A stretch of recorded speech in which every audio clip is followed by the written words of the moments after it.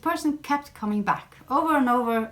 There's like, oh, that's when I had an idea of something or saw something or heard something, or it was like, oh, that's her. Yeah. Oh, there she is again, and there she is again, and suddenly then I had to make this story. I had to find out who she was.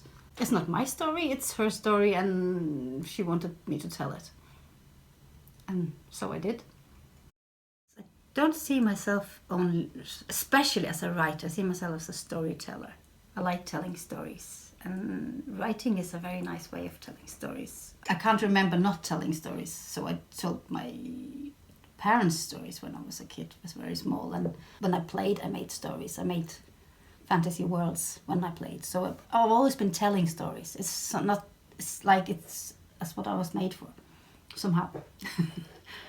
If I had been a very good drawer, if I'd been good at drawing, I might have been telling stories with making comic books. Most probably I would have done that, because it's always pictures in my head, and I write the pictures because I can't draw them. It's a story about this young woman which seemingly has a perfect life. It's a big difference, because nobody knows actually that she has this bad life at home. So it's this interesting about what does it do to a person when there is such a big contrast between what she is, what everybody thinks she is, or what she feels herself to be. She evolves a lot in this night where she thinks she's going to kill herself, and finds out that she might not do it. So it's like sometimes you have these stories you have a long novel that tells about years and years about the development of a person. Here's one night how she changes. Hví öll så upptikin av henne? Hon ikke boin I Vasluna og hikk. Hon tåsa vid dagen som kjentes deg. Hva det hent men hon over bortre. Det tidligst det var glömt at det henne av Vasla. At det bare en løta så henne. At hon var solarljós.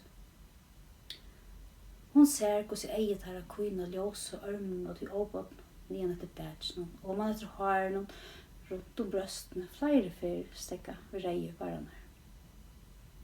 Hvordan eiet her glitra, og henne lav, vi ikke flenna, bare smula.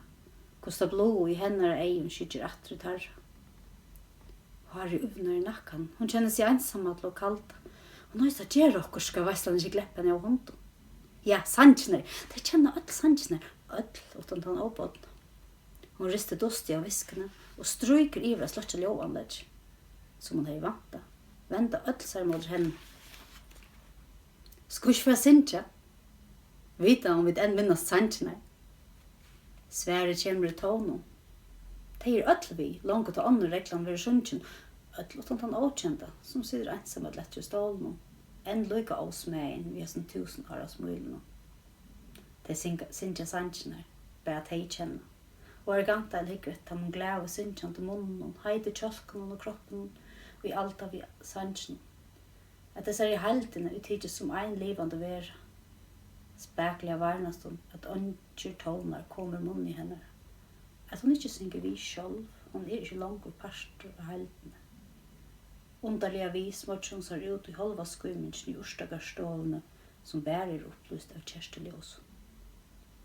Hon har ikke tentra kjersteljås. Hon forlanger ut I lundene, myrsk, slaven og heit. Veistelskekene søkker djupt og ljålest I måsagræs.